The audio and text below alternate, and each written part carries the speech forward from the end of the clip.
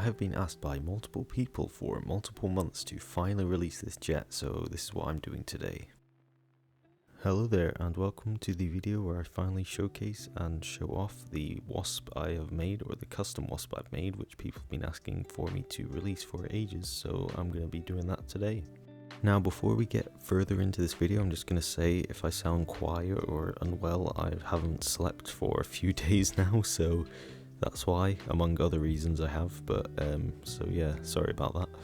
So anyway, if you haven't seen this jet already, this is the Wasp Super, or the Super Wasp, sorry, but it's got a new name now, which is the Wasp Mark III Super, even though that doesn't make much sense.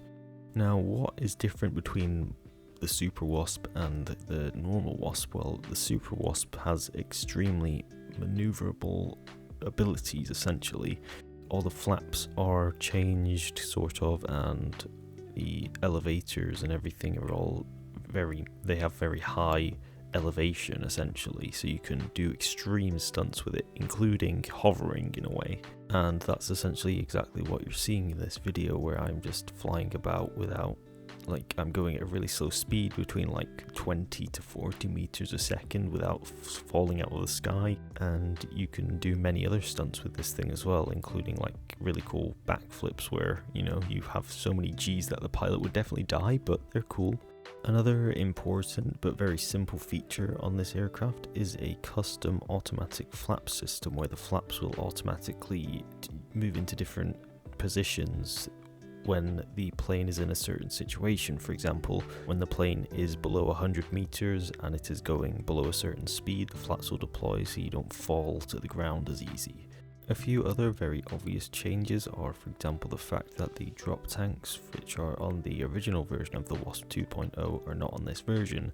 And that's obviously because this is a stunt version. It doesn't need to go very far, so it's not really going to need external fuel tanks, and also they're heavy, so that would affect its aerodynamic performance and its weight, which would make it harder to do some stunts.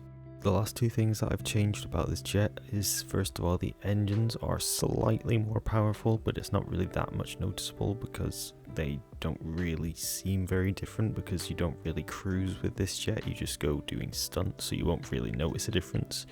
And the second thing, which is very obvious, is the new paint job, which is a kind of red stunt paint job, and I've added these different coloured little stripes on the wings, which I think were pretty cool. It's mainly just to differentiate it from the normal Wasp, because it originally was a blue colour that I had it, and then I also had the grey colour one as well, which I didn't change from the original grey. So changing it to red makes it unique and look just better, I think. If you want to learn how to do that kind of hovering reverse cobra thing, well, that's what some people called it, it's going to take you a while to learn. It took me a few months to kind of master it, and I'm pretty much really good at it now after a few months.